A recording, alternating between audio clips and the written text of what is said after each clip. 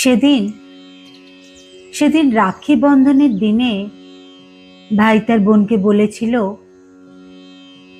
এবার আর এবার আর আমার হাতে রাখি পরাস না বোন।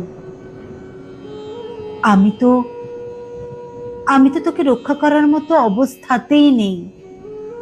কিন্তু কিন্তু বোনের পরের কথাটাই বদলে দিয়েছিল তার দাদার জীবন। রাধে রাধে, নমস্কার বন্ধুরা। আশা করি আপনারা সকলে ভালো আছেন আমাদের পরম প্রিয় সখা শ্রীকৃষ্ণের আশীর্বাদে। সবাইকে জানাই শুভ রাখি পূর্ণিমার আন্তরিক শুভেচ্ছা। আজকের কথা শ্রীকৃষ্ণকের কাহিনী খুবই অন্য স্বাদের, যেখানে ভালোবাসা আর বিশ্বাস একসঙ্গে বাঁধা পড়েছে রাখির এক সুতোয়। রাখি বন্ধনের দিন সবার বাড়িতে উৎসবের আনন্দ, কিন্তু কিন্তু অনন্যার বাড়িটা যেন একটু চুপচাপ।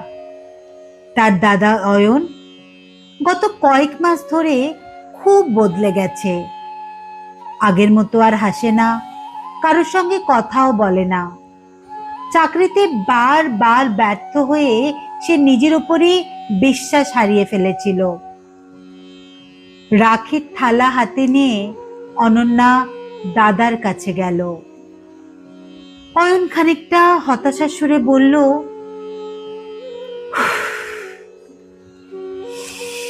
এবার আর আমাকে রাখি পরাস না। আমি তো তোকে রক্ষা করার মতো অবস্থাতেই নেই। অনন্যা কিচ্ছু বলল না,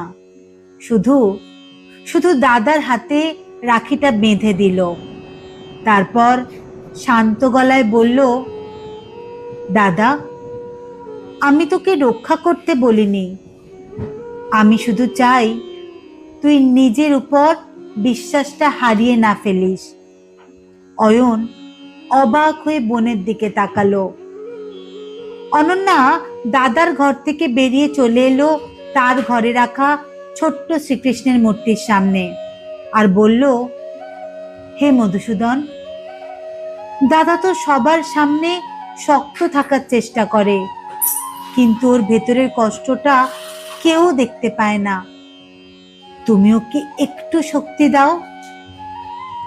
অনন্যার মনে হলো শ্রীকৃষ্ণ যেন বললেন, তুমি কি জানো অনন্যা, রাখির সুতো শুধু কাউকে বিপদ থেকে নয়,